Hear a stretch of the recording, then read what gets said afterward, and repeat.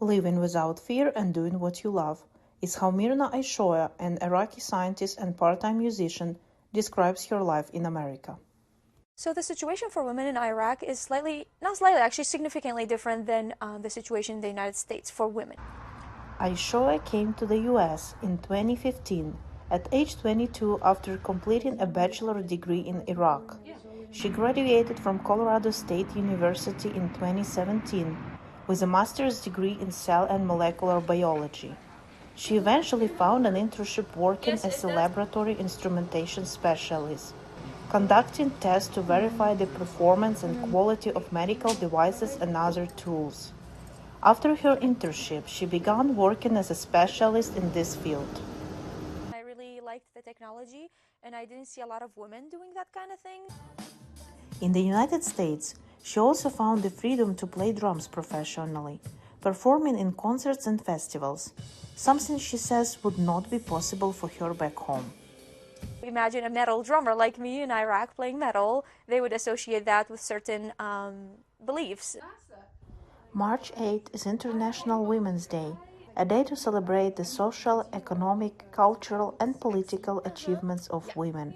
UN Women spokesperson Paloma Escudero says observing the day doesn't mean there isn't more to be done to improve women's lives.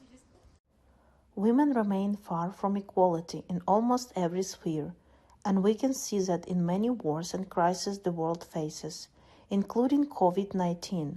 It is always women who are impacted first and worst. Aishoya volunteers with non-profit organizations that help women refugees settle in America. At one of the events, she met Tatiana Stratilat, a chef who fled her native Ukraine after the Russian invasion. Aishoya shared with her some tips about immigration, and Stratilat shared her Ukrainian cuisine. The lives of women in Ukraine and Iraq are different, but women's struggle to succeed in non-traditional careers is universal, Stratilat says.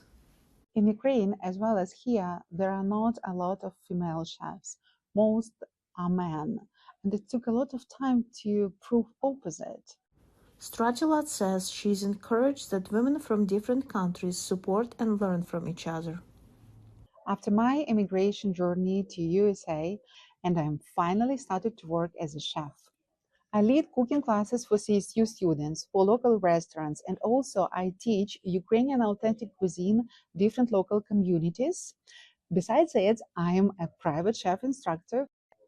It has brought me a lot of joy to share my passion to the culinary with women from different countries. Thanks to the rise of innovative technologies, Aishoya's chosen field is growing, and she is glad to have found her niche.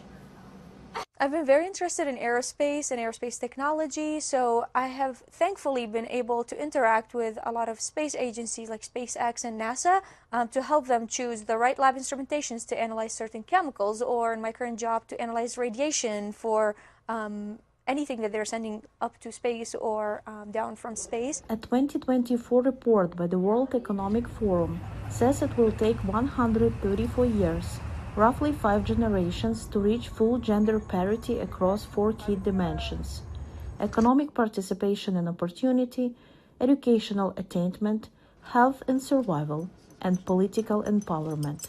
Svitlana Prystynska, VOA News, Fort Collins, Colorado.